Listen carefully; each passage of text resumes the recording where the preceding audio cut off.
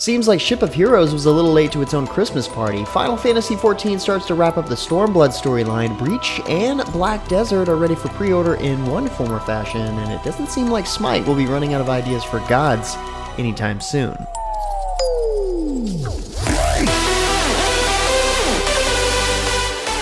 What's up, guys? Welcome to the new year, and like we always love to say, hopefully it's way better than the last. I'm James Malone with your weekly recap for gaming news and announcements of the week of January 11th, 2019. We've started gathering some of the news as the devs and the publishers drag themselves back to their desks and back to work. So first up in the news this year, the open world fantasy action MMO Black Desert Online is on its way to Xbox One on March 4th.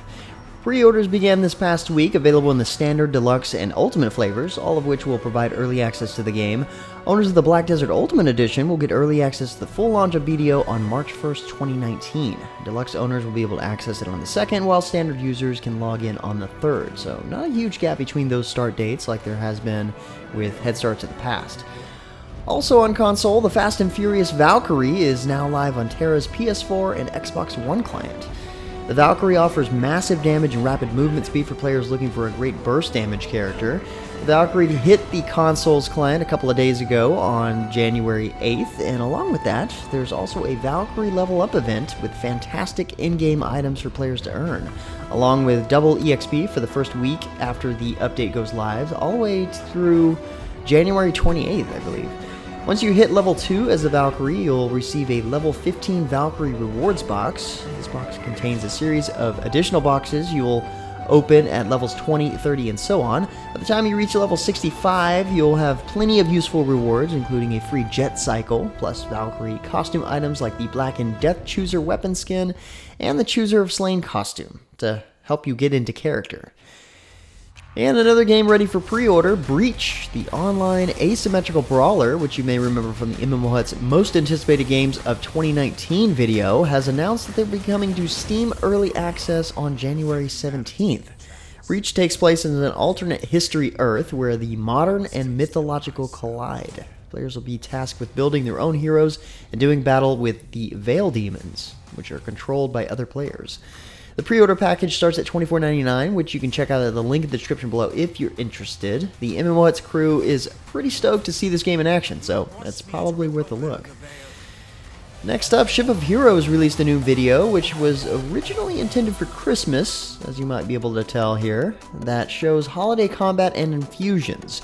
This is their second annual Christmas video focused on holiday-themed battles. The video was released a week late because the developers conducted a series of login tests on December 15th with several hundred supporters, and it pushed back the production of the video. I guess that's a good reason to push things back. In another bit of Ship of Hero news, they've also released a year-end recap which detailed the game's milestones in the previous year, including several new power sets, a day and night cycle, civilians, and cars. It's definitely worth checking out if you want to see how far the game has come. Speaking of updates, Final Fantasy XIV released its 4.5 patch this week, which begins to wrap up the Stormblood storyline. Major features include new main scenario quests, including the first half of the thrilling climax of the Stormblood expansion, a return to Ival's 24-man Alliance raid that takes players to Orban Monastery, and new custom deliveries. There's obviously a ton more in store for Final Fantasy XIV players, and you can find the full list as well as the patch notes linked in the description below. Also last week, Perfect World Entertainment announced that the newest expansion for Star Trek Online, Mirror of Discovery, will release for PC on January 23rd and later on consoles, of course. This release coincides with the return of our Star Trek The Worst Generation series here on the MMOHuts YouTube channel.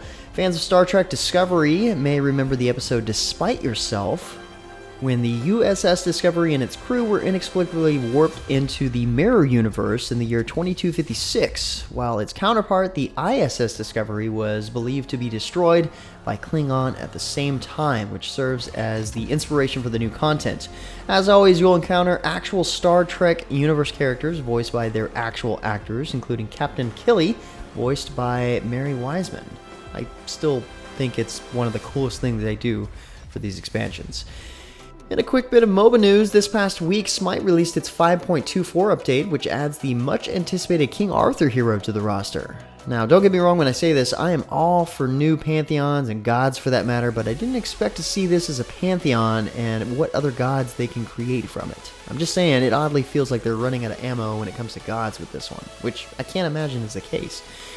Regardless, King Arthur is a warrior whose passive, Steadfast, allows him to build energy, which is used to decide which ultimate strike he's able to use. Each of his ability, which are pretty standard for warriors, build energy as he uses them. After its short cooldown, Arthur can use this energy with his ultimate, Sundering Strike, to choose between one strike that winds up a massive jab that stuns enemies, or spends more energy to charge forward with Excalibur drawn, launching enemy gods into the air and unleashing a barrage of 6 attacks, after which he launches them back to the ground, dealing damage to them and anyone that might happen to be standing below them when that happens. I'm not a warrior player, but, it seems like an interesting mechanic for sure. Also included in this update are new god skins for Hercules, Cerberus, Medusa, which I personally favor most, Discordia, and Athena, in addition to some new jump stamps, announcer packs, and fountain FX. But finally, for our last bit of news, MapleStory 2 launched Phase 2 of the Skybound expansion this past week, with new single-player dungeons for players who reach Trusted status and a new Wrath of Infernog Chaos raid. Some special new events are also taking place, including the Infernog Expedition Support, where players can obtain Expedition commemorative coins based on commutative log time, and Hide-and-Seek Hijinks, a series of 16 quests based on different NPCs for unique rewards. Players who became Friend of the Day and contributed to Quest Condition Check will get a buff. This and more was introduced recently. Head over to the site posted at MMOHuts.com for even more details. Anyway, guys, that's about it for all the major news and announcements for this week. There wasn't a whole lot of news headed in for the new year, but for more information on the news topics anyway, check the links in the description below. Feel free to discuss the news or more news in the comments below. Don't forget to like, subscribe, and share this video. But until next time, guys, that's going to be it for me. I'm James Blonde. See you out there, gamers. All will kneel before me or burn in hellfire.